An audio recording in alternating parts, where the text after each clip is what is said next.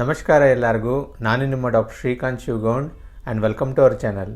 So friends, ಈ ವಿಡಿಯೋನಲ್ಲಿ ನಾನು ನಿಮಗೆ ಗಂಡು ಮಕ್ಕಳಲ್ಲಿ ಆಗುವಂಥ ಒಂದು ಸಾಮಾನ್ಯವಾದಂಥ ಒಂದು ಸಮಸ್ಯೆ ಅಥವಾ ಒಂದು ಕಾಯಿಲೆ ಅಥವಾ ಒಂದು ವ್ಯಾಧಿಯ ಬಗ್ಗೆ ಹೇಳ್ಕೊಡ್ಲಿದ್ದೇನೆ. ಯಾವುದಪ್ಪ ಅದು ಅಂತಂದರೆ ಎಪಿಡಿಡೆಮೈಟಿಸ್ ಅಂತ ಹೇಳಿಬಿಟ್ಟು. ಓಕೆ, ಈ ಎಪಿಡಿಡೆಮೈಟಿಸ್ ಅಂದರೆ ಏನು, ಯಾಕಾಗುತ್ತೆ, ಆದಾಗ ಏನೆಲ್ಲ ಲಕ್ಷಣಗಳಲ್ಲಿ ಇರುತ್ತೆ, ಯಾರೆಲ್ಲಾಗುತ್ತೆ, ಆಮೇಲೆ ಇದಕ್ಕೆ ಟ್ರೀಟ್ಮೆಂಟ್ ಏನು, ಅಥವಾ ಇದಕ್ಕೆ ಟ್ರೀಟ್ಮೆಂಟ್ ತೊಗೊಂಡೇ ಇದ್ದಾಗ ಏನೆಲ್ಲ ಕಾಂಪ್ಲಿಕೇಶನ್ಗಳು ಉಂಟಾಗುತ್ತೆ, ಈ ಎಲ್ಲ ಮಾಹಿತಿನ ವಿಡಿಯೋನಲ್ಲಿ ಹೇಳ್ಕೊಡ್ಲಿದ್ದೇನೆ. ಹಾಗಾಗಿ ವಿಡಿಯೋನ ಕೊನೆ ತನಕ ನೋಡಿ.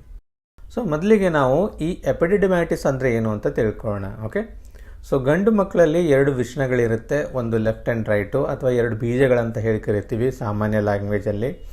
ಈ ವಿಷಣಗಳ ಮೇಲೆ ಹಿಂದೆಗಡೆ ಏನಿರುತ್ತೆ, ಒಂದು ಟ್ಯೂಬುಲಾರ್ ಸ್ಟ್ರಕ್ಚರ್ ಇರುತ್ತೆ, ಒಂದು ಟ್ಯೂಬ್ ಆಕಾರದ ಒಂದು ಏನಂದರೆ ಸ್ಟ್ರಕ್ಚರ್ ಇರುತ್ತೆ, ಎರಡು ಕಡೆ ಇರುತ್ತೆ, left side and right side ಎರಡು ಕಡೆಯೂ ಇರುತ್ತೆ. ಓಕೆ, ಇದಕ್ಕೆ ನಾವು ಎಪಿಡಿಡಿಮಿಸ್ ಅಂತ ಹೇಳಿ ಕರಿತೀವಿ, ಸರಿನಾ?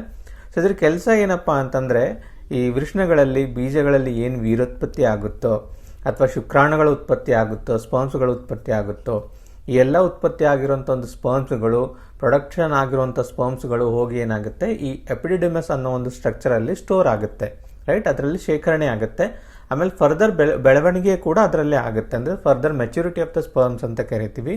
ಅದು ಕೂಡ ಈ ಎಪಿಡಿಡಿಮಿಸ್ ಅನ್ನೋ ಒಂದು ಸ್ಟ್ರಕ್ಚರಲ್ಲ ಆಗುತ್ತೆ. ಓಕೆ, ಈ ಎಪಿಡಿಡಿಮಿಸ್ ಅನ್ನೋ ಸ್ಟ್ರಕ್ಚರಲ್ಲಿ ಏನಾದರೂ ಊತ ಉಂಟಾದಾಗ, ಬಾವು ಉಂಟಾದಾಗ, ಅಥವಾ ನಮ್ಮ ಮೆಡಿಕಲ್ ಟರ್ಮಲ್ಲಿ ಇನ್ಫ್ಲಾಮೇಷನ್ ಅಂತ ಹೇಳಿ ಕರಿತೀವಿ, ಈ ಇನ್ಫ್ಲಾಮೇಷನ್ ಆದಾಗ ಅದಕ್ಕೆ ನಾವು ಎಪಿಡಿಡೆಮೈಟಿಸ್ ಅಂತ ಹೇಳಿ ಕರಿತೀವಿ.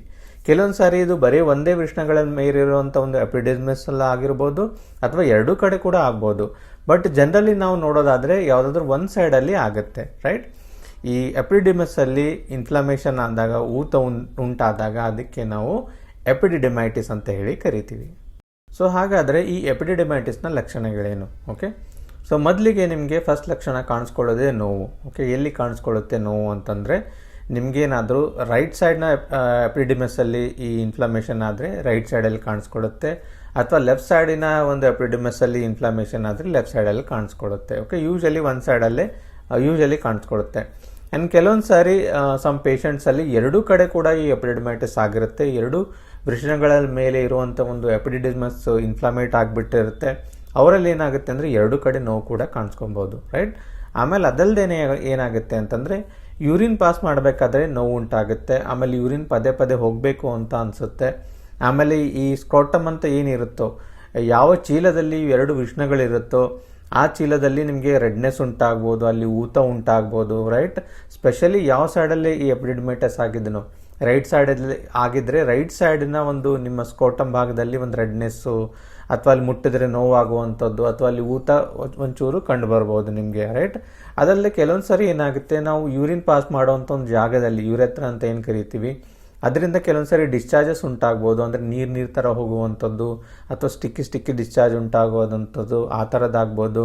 ಆ್ಯಂಡ್ ಕೆಲವೊಂದು ಪೇಷಂಟ್ಸಲ್ಲಿ ಹೊಟ್ಟೆ ನೋವು ಕೂಡ ಉಂಟಾಗ್ಬೋದು. ಓಕೆ, ಕೆಳ ಹೊಟ್ಟೆ ಭಾಗದಲ್ಲಿ ನೋವು ಉಂಟಾಗ್ಬೋದು. ಆ್ಯಂಡ್ ಸಮ್ಟೈಮ್ಸ್ ಇದನ್ನು ಕರೆಕ್ಟಾಗಿ ಟ್ರೀಟ್ ಮಾಡದೇ ಇದ್ದಾಗ, ಅಥವಾ ಇನ್ಫ್ಲಮೇಷನ್ ತುಂಬ ಜಾಸ್ತಿ ಆದಾಗ ಜ್ವರ, ಚಳಿ ಕೂಡ ಬರ್ಬೋದು. ಸೊ ಇದೆಲ್ಲ ಸಾಮಾನ್ಯವಾಗಿ ಕಾಣುವಂಥ ಒಂದು ಎಪಿಡಿಡೆಮೈಟಿಸ್ನ ಲಕ್ಷಣಗಳು. ಸೊ ಇದೆಲ್ಲ ಲಕ್ಷಣ ಅಲ್ಲದೇ, ಸೊ ಕೆಲವೊಂದು ಸಾರಿ ಏನಾಗುತ್ತೆ ಅಂದರೆ, ಕೆಲವೊಂದು ಪೇಷಂಟ್ಸ್ಗಳಲ್ಲಿ ಈ ವೀರದಲ್ಲಿ ಅಥವಾ ಸೆಮನ್ ಅಂತ ಏನು ಕರಿತೀವಿ ಅದರಲ್ಲಿ ಏನಾಗುತ್ತೆ ಅಂದರೆ, ಕೆಲವೊಂದು ಸಾರಿ ರಕ್ತ ಕಾಣಿಸ್ಕೊಳ್ಳುತ್ತೆ, ಬ್ಲಡ್ ಕಾಣಿಸ್ಕೊಳ್ಳುತ್ತೆ. ಇದು ಕೂಡ ಒಂದು ಪ್ರಮುಖ ಲಕ್ಷಣವಾಗಿರ್ಬೋದು, ರೈಟ್? ಸೊ ನಾವು ಎಪಿಡಿಡೆಮೈಟಿಸ್ನ ಒಂದು ಲಕ್ಷಣ ಬಗ್ಗೆ ತಿಳ್ಕೊಂಡ್ವಿ. ಓಕೆ, ಹಾಗಾದರೆ ಇದಕ್ಕೆ ಕಾರಣಗಳೇನು, ಯಾವೆಲ್ಲ ಕಾರಣಗಳಿಂದ ಎಪಿಡಿಡೆಮೈಟಿಸ್ ಆಗುತ್ತೆ? ಓಕೆ, ಇದಕ್ಕೆ ಮೊದಲ ಪ್ರಮುಖ ಕಾರಣ ಅಂತಂದರೆ ಸೆಕ್ಷುವಲಿ ಟ್ರಾನ್ಸ್ಮಿಟೆಡ್ ಇನ್ಫೆಕ್ಷನ್ಸ್, STIs ಅಥವಾ ಈ ಲೈಂಗಿಕ ಕ್ರಿಯೆಯಿಂದ ಹರಡುವಂಥ ಒಂದು ರೋಗಗಳು, ಸೋಂಕು ರೋಗಗಳು ಅಂತ ಹೇಳಿ ಕರಿತೀವಿ. ಸ್ಪೆಷಲಿ ಕ್ಲೆಮಡಿಯಾ ಇನ್ಫೆಕ್ಷನ್ ಆಗಿರ್ಬೋದು, ಅಥವಾ ಗೊನೋರಿಯಾ ಇನ್ಫೆಕ್ಷನ್ಸ್ ಆಗಿರ್ಬೋದು. ಓಕೆ, ಯಾವ ಒಂದು ಪೇಷಂಟ್ಸ್ಗೆ ಈ ಥರದೊಂದು ಸೆಕ್ಷುವಲಿ ಟ್ರಾನ್ಸ್ಮಿಟೆಡ್ ಇನ್ಫೆಕ್ಷನ್ಸ್ ಇರುತ್ತೋ ಆ ಥರದೊಂದು ಪರ್ಸನ್ ಜೊತೆ ನೀವು ಒಂದು ಲೈಂಗಿಕ ಕ್ರಿಯೆ ನಡೆಸಿದಾಗ ಅವರಲ್ಲಿರುವಂಥ ಒಂದು ಸೋಂಕು ಕಾಯಿಲೆ ಅಥವಾ ಒಂದು ಇನ್ಫೆಕ್ಷನ್ಸ್ ಏನಿರುತ್ತೋ ನಿಮ್ಮಲ್ಲಿ ಹರಡ್ಕೊಳ್ಳುತ್ತೆ. ಆ ಇನ್ಫೆಕ್ಷನ್ಸಿಂದ ನಿಮಗೆ ಈ ಎಪಿಡಿಡೆಮೈಟಿಸ್ ಆಗುವಂಥ ಒಂದು ಸಾಧ್ಯತೆ ಇರುತ್ತೆ. ಸೊ ಸೆಕ್ಷುವಲಿ ಟ್ರಾನ್ಸ್ಮಿಟೆಡ್ ಇನ್ಫೆಕ್ಷನ್ಸ್ ಅಲ್ಲದೇ ಬೇರೆ ಇನ್ಫೆಕ್ಷನ್ಸಿಂದ ಕೂಡ ಎಪಿಡಿಡೆಮೈಟಿಸ್ ಆಗುತ್ತೆ, ಅಂದರೆ bacterial infections, viral infections. For example ನಾವು ವೈರಲ್ ಇನ್ಫೆಕ್ಷನ್ಸ್ನ ನೋಡೋದಾದರೆ, ಈ ಮಂಗನ ಬಾವು ಯಾರಿಗಾಗುತ್ತೋ, ಓಕೆ, ಮಂಗನ ಬಾವು ಅಂದರೆ ಈ ಮಮ್ಸ್ ಅಂತ ಏನು ಹೇಳಿ ಕರಿತೀವಿ, ಮಮ್ಸ್ ವೈರಸ್ ಇನ್ಫೆಕ್ಷನ್ ಆಗಿ ಮಂಗನ ಬಾವು ಏನಾಗುತ್ತೋ, ಕೆಲವೊಂದು ಸಾರಿ ಈ ಮಂಗನ ಬಾವು ಆದಮೇಲೆ ಆ ವೈರಲ್ ಇನ್ಫೆಕ್ಷನ್ ಏನಾಗುತ್ತೆ, ಈ ಜನನಾಂಗಕ್ಕೂ ಹರಡ್ಕೊಳ್ಳುತ್ತೆ, ವೃಷಣಕ್ಕೂ ಹರಡ್ಕೊಳ್ಳುತ್ತೆ. ಆವಾಗ ಕೂಡ ಅಲ್ಲಿ ನಿಮಗೆ ಎಪಿಡಿಡೈಮೈಟಿಸ್ ಆಗುವಂಥದ್ದು ಸಾಧ್ಯತೆ ಇರುತ್ತೆ. ಅದಲ್ಲದೆ ಬೇರೆ ಬೇರೆ ಥರದ ಬ್ಯಾಕ್ಟೀರಿಯಲ್ ವೈರಲ್ ಇನ್ಫೆಕ್ಷನ್ಸಿಂದನೂ ನಿಮಗೆ ಎಪಿಡಿಡೈಮೈಟಿಸ್ ಆಗೋ ಸಾಧ್ಯತೆ ಇರುತ್ತೆ. ಫಾರ್ ಎಕ್ಸಾಂಪಲ್, ಯಾರಲ್ಲಿ ಈ ಪದೇ ಪದೇ ಈ ಯೂರಿನ್ ಇನ್ಫೆಕ್ಷನ್ ಆಗುತ್ತೋ, ಮೂತ್ರ ಮಾರ್ಗದಲ್ಲಿ ಇನ್ಫೆಕ್ಷನ್ ಆಗುತ್ತೋ, ಅಥವಾ ಈ ಮೂತ್ರ ಮಾರ್ಗದಲ್ಲಿ ಇನ್ಫೆಕ್ಷನ್ ಆಗಿ ಕರೆಕ್ಟ್ ಟ್ರೀಟ್ಮೆಂಟ್ ತೊಗೊಳ್ಳೋದಿಲ್ವೋ, ಆವಾಗಲೂ ಕೂಡ ಕೆಲವೊಂದು ಸರಿ ಏನಾಗುತ್ತೆ, ಈ ಮೂತ್ರ ಮಾರ್ಗದ ಇನ್ಫೆಕ್ಷನ್ನು ನಿಮ್ಮ ಜನನಾಂಗಕ್ಕೆ ವೃಷಣಕ್ಕೆ ಹರಡ್ಬೋದು. ಆವಾಗಲೂ ಕೂಡ ಈ ಎಪಿಡಿಡೈಮಿಸ್ಗೂ ಏನಾಗುತ್ತೆ, ಆ ಇನ್ಫೆಕ್ಷನ್ ಹರಡ್ಕೊಳ್ಳುತ್ತೆ. ಓಕೆ, ಆವಾಗಲೂ ನಿಮಗೆ ಎಪಿಡಿಡೈಮೈಟಿಸ್ ಆಗೋ ಸಾಧ್ಯತೆ ಇರುತ್ತೆ. ರೈಟ್. ಅದಲ್ಲದೆ ಪುರುಷರಲ್ಲಿ ಇನ್ನೊಂದು ಗ್ರಂಥಿ ಇರುತ್ತೆ, ಅದಕ್ಕೆ ನಾವು ಪ್ರೋಸ್ಟೇಟ್ ಗ್ಲ್ಯಾಂಡ್ ಅಂತ ಹೇಳಿ ಕರಿತೀವಿ. ಓಕೆ, ಈ ಪ್ರೋಸ್ಟೇಟ್ ಗ್ಲ್ಯಾಂಡಲ್ಲಿ ಏನಾದರೂ ಪ್ರಾಬ್ಲಮ್ ಉಂಟಾದಾಗ, ಊತ ಉಂಟಾದಾಗ, ಅಥವಾ ಅಲ್ಲಿ ಏನಾದರೂ ಇನ್ಫೆಕ್ಷನ್ಸ್ಗಳು ಉಂಟಾದಾಗ, ಆ ಇನ್ಫೆಕ್ಷನ್ಸ್ಗಳು ನಿಮಗೆ ಅಗೇನ್ ನಿಮ್ಮ ಎಪಿಡಿಡೈಮೈಟಿಸ್ಗೆ ಹರಡುವಂಥ ಒಂದು ಸಾಧ್ಯತೆ ಇರುತ್ತೆ. ರೈಟ್. ಅದರಲ್ಲದೆ ಈ ಯುರೆಥ್ರಲ್ ರೀಜನಲ್ಲಿ ಏನಾದ್ರು ತೊಂದರೆ ಉಂಟಾದಾಗ, ಅಂದರೆ ಈ ನಮ್ಮ ಬ್ಲ್ಯಾಡರ್ ಏನಿರುತ್ತೋ, ಬ್ಲ್ಯಾಡರಿಂದ ಯೂರಿನ್ ಹೊರಗಡೆ ಏನು ಆಚೆ ತೊಗೊಂಡು ಬರುತ್ತೋ, ಆ ಟ್ಯೂಬಲ್ಲಿ ಏನಾದರೂ ತೊಂದರೆ ಉಂಟಾದಾಗ, ಅಲ್ಲಿ ಏನಾದರೂ ಬ್ಲಾಕೇಜಸ್ ಉಂಟಾದಾಗ, ಅಥವಾ ಅಲ್ಲಿ ಯುರೆಥ್ರೈಟಿಸ್ ಏನಾದರೂ ಇನ್ಫೆಕ್ಷನ್ ಆದಾಗ, ಆ ಇನ್ಫೆಕ್ಷನ್ಸ್ ಕೂಡ ನಿಮಗೆ ಈ ನಿಮ್ಮ ಎಪಿಡಿಡೈಮೈಟಿಸ್ಗೆ ಹರಡುವಂಥ ಒಂದು ಸಾಧ್ಯತೆ ಇರುತ್ತೆ. ರೈಟ್. ಅದಲ್ಲದೆ ಕೆಲವೊಂದು ಸಾರಿ ಈ ಟ್ಯೂಬರ್ಕ್ಯುಲೋಸಿಸ್ ಅಂದರೆ ಈ ಟಿ ಬಿ ಕಾಯಿಲೆ ಏನಿದೆನೋ, ಆ ಕಾಯಿಲೆ ಕೂಡ ರೇರ್ ಆಗಿ ನಿಮ್ಮ ಎಪಿಡಿಡೈಮೈಟಿಸ್ಗೆ ಹರಡ್ಕೊಳ್ಳೋಂಥ ಒಂದು ಸಾಧ್ಯತೆ ಇರುತ್ತೆ. ರೈಟ್. ಸೊ ಅದಲ್ಲದೆ ನಿಮ್ಮ ವೃಷಣಗಳಲ್ಲಿ ಏನಾದರೂ ಟ್ರಾಮಾ ಆದಾಗ, ಅಂದರೆ ಆಘಾತ ಉಂಟಾದಾಗ, ಅಥವಾ ಅಲ್ಲಿ ಏನಾದರೂ ಪೆಟ್ಟಾದಾಗ, ಆವಾಗಲೂ ನಿಮಗೆ ಎಪಿಡಿಡೈಮೈಟಿಸ್ ಆಗ್ಬೋದು. ಫಾರ್ ಎಕ್ಸಾಂಪಲ್, ಈ ಕ್ರಿಕೆಟ್ ಆಡುವಾಗ ಕೆಲವೊಂದು ಸಾರಿ ಅಲ್ಲಿ ಬಾಲಿಂದ ಏಟಾದಾಗ, ಓಕೆ, ಆವಾಗಲೂ ಆಗುವ ಸಾಧ್ಯತೆ ಇರುತ್ತೆ. ಕೆಲವೊಂದು ಸಾರಿ ಸಡನ್ನಾಗಿ ವೇಟ್ ಲಿಫ್ಟ್ ಮಾಡಿದಾಗ, ಅಥವಾ ತುಂಬ ಬೈಕಲ್ಲಿ ಟ್ರಾವೆಲಿಂಗ್ ಮಾಡಬೇಕಾದ್ರೆ ಆವಾಗಲೂ ಕೆಲವೊಂದು ಸಾರಿ ಆಗೋ ಸಾಧ್ಯತೆ ಇರುತ್ತೆ. ಆ್ಯಂಡ್ ಸಮ್ಟೈಮ್ಸ್ ಅಲ್ಲಿ ಆ ಜನನಾಂಗದಲ್ಲಿ ವೃಷಣ ಭಾಗದಲ್ಲಿ ಏನಾದರೂ ಸರ್ಜರಿಗಳು ಉಂಟಾದಾಗ ಆವಾಗಲೂ ನಿಮಗೆ ಈ ಎಪಿಡಿಡೈಮೈಟಿಸ್ ಆಗುವಂಥ ಒಂದು ಸಾಧ್ಯತೆ ಇರುತ್ತೆ. ಆ್ಯಂಡ್ ಸಮ್ಟೈಮ್ಸ್ ಸಮ್ ಪೇಷಂಟ್ಸಲ್ಲಿ ಏನಾಗುತ್ತೆ ಅಂದರೆ ಯೂರಿನ್ ಬ್ಯಾಕ್ ಫ್ಲೋ, ಅಂದರೆ ಯೂರಿನ್ ಏನು ದೇಹದಿಂದ ಆಚೆ ಬರಬೇಕು, ಅದೇನಾಗುತ್ತೆ ಕೆಲವೊಂದು ಸಾರಿ ಈ ಯೂರಿನ್ ಹೊರಗಡೆ ಬರೋ ಬದಲಾಗಿ ಸಮ್ ಅಮೌಂಟ್ ಆಫ್ ಯೂರಿನ್ ಏನಾಗುತ್ತೆ, ಈ ನಮ್ಮ ವೃಷಣದ ಏನು ಟ್ಯೂಬ್ ಇರುತ್ತೆ ಅದರ ಒಳಗಡೆ ಸೇರಿಕೊಳ್ಳುತ್ತೆ, ಹೋಗಿ ಕೆಲವೊಂದು ಸಾರಿ ನಿಮಗೆ ಎಪಿಡಿಡೈಮೈಟಿಸ್ ರೀಚ್ ಆಗ್ಬೋದು. ಆವಾಗ ಆ ಇರಿಟೇಷನಿಂದ ಅಥವಾ ಆ ಯೂರಿನಲ್ಲಿರುವಂಥ ಒಂದು ಬ್ಯಾಕ್ಟೀರಿಯಾ ವೈರಸ್ಗಳು ಇರೋದ್ರಿಂದ ಆವಾಗಲೂ ಕೂಡ ನಿಮಗೆ ಎಪಿಡಿಡೈಮೈಟಿಸ್ ಆಗುವಂಥ ಒಂದು ಸಾಧ್ಯತೆ ಇರುತ್ತೆ. ಇವೆಲ್ಲ ಪ್ರಮುಖ ಕಾರಣಗಳಾದವು. ಓಕೆ, ಇವೆಲ್ಲ ಪ್ರಮುಖ ಕಾರಣಗಳಿಂದ ನಿಮಗೆ ಎಪಿಡಿಡೈಮೈಟಿಸ್ ಆಗೋ ಸಾಧ್ಯತೆ ಇರುತ್ತೆ. ಸೊ ಹಾಗಾದರೆ ಈ ಕಾಯಿಲೆನ ನಾವು ಕರೆಕ್ಟಾಗಿ ಟೈಮ್ಲಿ ಟ್ರೀಟ್ ಮಾಡದೇ ಇದ್ದಾಗ, ಅಥವಾ ಇದನ್ನು ನಾವು ಹೀಗೆ ನಿರ್ಲಕ್ಷ್ಯ ಮಾಡ್ತಾ ಹೋದರೆ, ಕರೆಕ್ಟಾಗಿ ಟೈಮ್ಲಿ ಟ್ರೀಟ್ಮೆಂಟ್ ತೊಗೊಳ್ಳದೆ ಹೋದರೆ ಏನೆಲ್ಲ ಪ್ರಾಬ್ಲಮ್ಗಳು ಉಂಟಾಗುತ್ತೆ, ಅಥವಾ ಏನೆಲ್ಲ ಕಾಂಪ್ಲಿಕೇಶನ್ಗಳು ಉಂಟಾಗುತ್ತೆ. ಸೊ ಮೊದಲಿಗೆ ನಾವು ನೋಡೋದಾದರೆ ನಿಮಗೆ ಒಂದು ಆರ್ಕೈಟಿಸ್ ಆಗುವಂಥ ಒಂದು ಸಮಸ್ಯೆ ಉಂಟಾಗ್ಬೋದು. ಓಕೆ, ಆರ್ಕೈಟಿಸ್ ಅಂದರೆ ನಿಮ್ಮ ವೃಷಣಗಳಲ್ಲಿ ಕೂಡ ಊತ ಉಂಟಾಗ್ಬೋದು, ಅಲ್ಲಿ ಕೂಡ ಇನ್ಫೆಕ್ಷನ್ ಹರಡಬಹುದು. ಓಕೆ, ನಾನು ಆವಾಗಲೇ ಹೇಳಿದೆ, ಈ ಎಪಿಡಿಡೈಮೈಟಿಸು ಇನ್ಫೆಕ್ಷನ್ಸ್ ಅಂದರೆ ಬ್ಯಾಕ್ಟೀರಿಯಲ್ ವೈರಲ್ ಇನ್ಫೆಕ್ಷನ್ಸಿಂದ ಕೂಡ ಆಗುತ್ತೆ. ಆ ಇನ್ಫೆಕ್ಷನ್ ನಿಮ್ಮ ಏನಂತಂದರೆ ವೃಷಣಗಳಿಗೂ ಹರಡ್ಬೋದು, ಅದರಿಂದ ನಿಮ್ಮ ವೃಷಣಗಳಲ್ಲೂ ಊತ ಉಂಟಾಗ್ಬೋದು. ರೈಟ್. ಆ್ಯಂಡ್ ಕೆಲವೊಂದು ಸಾರಿ ಏನಾಗುತ್ತೆ ಅಂತಂದರೆ ಇನ್ಫೆಕ್ಷನ್ ಜಾಸ್ತಿ ಆಗಿಬಿಟ್ಟು ಈ ನಿಮ್ಮ ಎಪಿಡಿಡೈಮಸಲ್ಲಿ ಏನಾಗುತ್ತೆ, ಇನ್ಫೆಕ್ಷನ್ ಜಾಸ್ತಿ ಆಗಿ ಅಲ್ಲಿ ತುಂಬಿಕೊಳ್ಳುತ್ತೆ, ಪಸ್ ತುಂಬಿಕೊಳ್ಳುತ್ತೆ. ಓಕೆ, ಅದು ಎಮರ್ಜೆನ್ಸಿ ಕಂಡೀಷನ್ ಉಂಟಾಗುತ್ತೆ. ಅದಕ್ಕೆ ನಾವು ಸ್ಕ್ರೋಟಲ್ ಆಬ್ಸೆಸ್ ಅಂತ ಹೇಳಿ ಕರಿತೀವಿ. ರೈಟ್. ಆ ಆಬ್ಸೆಸ್ ಕೂಡ ನಿಮಗೆ ಉಂಟಾಗ್ಬೋದು.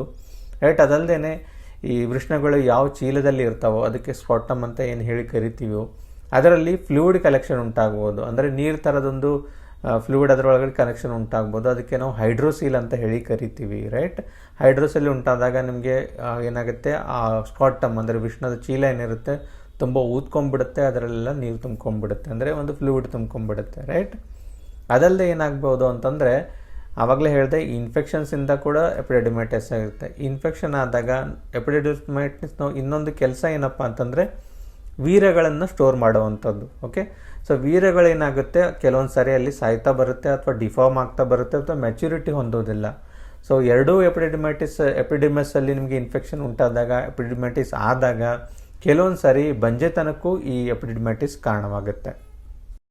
ಸೊ ನಿಮಗೆ ಈ ಥರದೊಂದು ಸಮಸ್ಯೆ ಕಂಡು ಬಂದಲ್ಲಿ ನೀವು ಡೈರೆಕ್ಟಾಗಿ ನಿಮ್ಮ ಡಾಕ್ಟರ್ನ ಕನ್ಸಲ್ಟ್ ಮಾಡೋದು ಒಳ್ಳೆಯದು. ಓಕೆ, ಸೊ ಇದಕ್ಕೆ ಯಾವುದೇ ರೀತಿಯಿಂದ ಒಂದು ಮನೆಮದ್ದಾಗಲಿ ಹೋಮ್ ರೆಮಿಡೀಸ್ ಆಗಲಿ ಮಾಡ್ಕೊಳ್ಳೋಕ್ಕೆ ಹೋಗಬೇಡಿ. ಓಕೆ, ಯಾಕಪ್ಪ ಅಂತಂದರೆ ಇದು ಒಂದು ಸೂಕ್ಷ್ಮವಾದಂಥ ಒಂದು ಅಂಗ. ಓಕೆ, ವೆರಿ ಸೆನ್ಸಿಟಿವ್ ಆರ್ಗನ್ ಅಂತ ಹೇಳ್ಬೋದು. ಓಕೆ, ಇದನ್ನು ನಿರ್ಲಕ್ಷ್ಯ ಮಾಡ್ದೇನೆ ನಿಮ್ಮ ಡಾಕ್ಟರ್ ಜೊತೆ ಮಾತಾಡಿ ಅಥವಾ ಅವ್ರನ್ನ ಕನ್ಸಲ್ಟ್ ಮಾಡಿ. ಓಕೆ, ಕನ್ಸಲ್ಟ್ ಮಾಡಿದಾಗ ಅವರು ಮೊದಲಿಗೆ ನಿಮ್ಮ ಹಿಸ್ಟ್ರಿನ ತೊಗೊತಾರೆ, ಯಾವ ಥರದ್ದೆಲ್ಲ ಯಾಕಾಯಿತು ಹೇಗಾಯಿತು ಎಲ್ಲನೂ ನೋಡ್ಕೊತಾರೆ. ಆಮೇಲೆ ನಿಮ್ಮ ಸಿಮ್ಟಮ್ಸ್ಗಳು ಏನಿದೆ ಅದನ್ನು ನೋಡ್ಕೊತಾರೆ. ಆಮೇಲೆ ನಿಮ್ಮ ತಪಾಸಣೆ ಕೂಡ ಮಾಡ್ಬೋದು, ರೈಟ್. ಆ್ಯಂಡ್ ನೆಸಸರಿ ಇದ್ದರೆ ಈ ವಿಷಣಗಳ ಸ್ಕ್ಯಾನ್ ಮಾಡ್ಬೋದು, ರೈಟ್. ರಕ್ತ ಪರೀಕ್ಷೆ ಅಥವಾ ವೀರ್ಯ ಪರೀಕ್ಷೆ ಮಾಡ್ಬೋದು ಕೆಲವೊಂದು ಸಾರಿ, ರೈಟ್. ಯಾವುದು ನೆಸಸರಿ ಇದೆನೋ ನಿಮ್ಮ ಹಿಸ್ಟ್ರಿ ಮೇಲೆ ಅದರ ಪ್ರಕಾರ ನಿಮಗೆ ಟೆಸ್ಟ್ಗಳನ್ನು ಮಾಡಿಸ್ತಾರೆ. ಓಕೆ, ಈ ಎಲ್ಲ ಟೆಸ್ಟ್ಗಳನ್ನು ಮಾಡಿ ನಿಮ್ಮ ತಪಾಸಣೆ ಮಾಡಾದಮೇಲೆ ಅವರು ಇದಕ್ಕೆ ಒಂದು ಸೂಕ್ತವಾದಂಥ ಒಂದು ಪರಿಹಾರನ ನಿಮಗೆ ಹೇಳ್ಕೊಡ್ತಾರೆ. ಸೊ ಹಾಗಾದರೆ ಹೋಮಿಯೋಪತಿಯಲ್ಲಿ ಇದಕ್ಕೆ ಟ್ರೀಟ್ಮೆಂಟ್ ಏನು? ಓಕೆ, ಸೊ ಅಗೇನ್ ಹೋಮಿಯೋಪತಿ ಅಂತ ಬಂದಾಗ ನಿಮಗೆ ಯಾವುದೇ ರೀತಿಯ ಒಂದು ಸರ್ಜರಿ ಇಲ್ಲದೆ, ಯಾವುದೇ ರೀತಿಯ ಒಂದು ಟೆಕ್ನಿಕಲ್ ಪ್ರೊಸೀಜರ್ ಇಲ್ಲದೇ ಇದಕ್ಕೆ ಟ್ರೀಟ್ಮೆಂಟ್ ಕೊಡಲಾಗುತ್ತೆ. Again depending on your history. ನಿಮ್ಮ ಹೋಮಿಯೋಪತಿ ಡಾಕ್ಟ್ರನ್ನ ನೀವು ಕನ್ಸಲ್ಟ್ ಮಾಡಿದಾಗ ನಿಮ್ಮ ಹಿಸ್ಟ್ರಿನ ತೊಗೊತಾರೆ, ನಿಮ್ಮ ತಪಾಸಣೆಯನ್ನು ಮಾಡ್ತಾರೆ. ಆ್ಯಂಡ್ ಅಗೇನ್ ನೆಸಸರಿ ಇದ್ದರೆ ಇನ್ವೆಸ್ಟಿಗೇಷನ್ ಅಂದರೆ ಸ್ಕ್ಯಾನ್ ಆಗಿರ್ಬೋದು, ಬ್ಲಡ್ ಟೆಸ್ಟು, ಯೂರಿನ್ ಟೆಸ್ಟ್ನ ಮಾಡ್ತಾರೆ. ಸೊ ಅದನ್ನೆಲ್ಲ ಕನ್ಸಿಡರ್ ಮಾಡಿಬಿಟ್ಟು, ಆಮೇಲೆ ಯಾವ ಥರದ ನಿಮ್ಮ ಸಿಮ್ಟಮ್ಸ್ಗಳಿದೆ ಅದನ್ನೆಲ್ಲ ಕನ್ಸಿಡರ್ ಮಾಡಿಬಿಟ್ಟು ನಿಮಗೆ ಮೆಡಿಸಿನ್ಸ್ನ ಕೊಡ್ತಾರೆ. ಸೊ ಮೆಡಿಸಿನ್ಸ್ ಮುಖಾಂತರನೇ ನಿಮಗೆ ಹೋಮಿಯೋಪತಿಲಿ ಅದಕ್ಕೆ ಟ್ರೀಟ್ಮೆಂಟ್ ಕೊಡಲಾಗುತ್ತೆ. ಅದರಿಂದ ನಿಮಗೆ ಒಂದು ಸೂಕ್ತವಾದಂಥ ಒಂದು ಪರಿಹಾರ ಸಿಗುತ್ತೆ. ಸೊ ಫ್ರೆಂಡ್ಸ್, ಈ ವಿಡಿಯೋಲಿ ಕೊಟ್ಟಿರುವಂಥ ಒಂದು ಮಾಹಿತಿ ನಿಮಗೆ ಇಷ್ಟವಾದಲ್ಲಿ ಈ ವಿಡಿಯೋನ ಲೈಕ್ ಮಾಡಿ, ಹಾಗೂ ನಮ್ಮ ಚಾನಲ್ನ ಸಬ್ಸ್ಕ್ರೈಬ್ ಮಾಡಿ, ಹಾಗೂ ನಮ್ಮ ಹೊಸ ವಿಡಿಯೋಗಳ ನೋಟಿಫಿಕೇಷನ್ಗಾಗಿ ಬೆಲ್ ಐಕನ್ನು ಒತ್ತಿ.